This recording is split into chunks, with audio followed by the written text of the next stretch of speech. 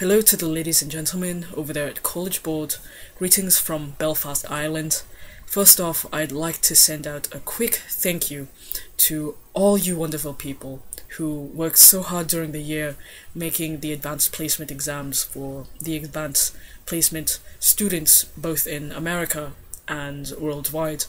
Your work is greatly appreciated, if not anticipated every time May rolls around. Now then, the purpose of this video is quite simplistic, really. All it is just a little critique of a book. But it's not just any book. It is a book that you, magnificent people at College Board, decided to include in your AP exams. Chosen from an extensive list, because quite frankly, it'd be impossible to read 100 and something books in 4 years of high school. This book I am about to introduce is something quite haunting and confusing. The good kind of confusing. This book I'm talking about, or I'm about to talk about, is Obasan by Joy Kogawa. A very interesting, if not complex, historical fiction depicting the struggles of Japanese Canadians during the Second World War. And I must say that this book is certainly of literary merit.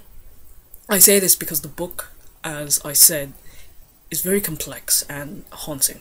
It stays with the reader only if they have the mettle to digest the book piece by piece and not as a whole. The book itself is a mystery, and the narrator, Naomi Kato, presents the story as a jigsaw puzzle, leaving it up to the reader to join the pieces together, because that's the way the narrator tells her story. She tells it in pieces. For example, she's 7 years old in one paragraph, and then she's 36 in the next. But the story flows, that's the thing. And it makes the reader pause for a moment and think to themselves, like, what? What just happened? The rapid growth? Did this happen to her as a child or as an adult? And I think that is one of the ways that is of AP caliber, because if anything, you good fellows over at College Board want us to think, and that is exactly what the book is trying to make us do. Aside from it being chronologically confusing, the author does insert a few but powerful themes. One of them is the power of silence. We know the Japanese people to be quite prim and proper, geometric people, and their expressions of silence is what gets to us most. Miss Kogawa does an excellent job of including this theme into her novel, both as a characteristic to her heritage and as a necessary force that drives the plot. Another essential theme is the idea of remembering and forgetting.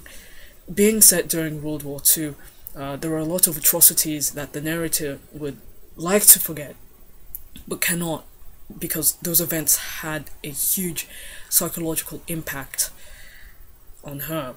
So the majority of the story is about remembering and then wanting to forget, but she can't, so it creates a haunting mood to the overall work.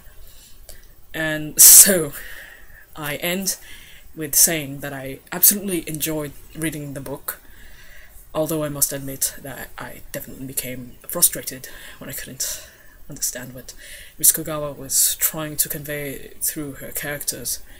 This book has the right level of difficulty for an AP English exam, provoking the reader to think harder and tie all the events together so that they can understand the underlying theme amidst the events. As for that theme, what it is, that is up for others to find out. So, thank you to listening to this critique, and once again I thank you people over at College Board for including this book in your list of literary merit, because quite frankly it is a challenging book. It is difficult to read, but it makes you think, and thinking is one of the best ways to learn. So once again, thank you and goodbye.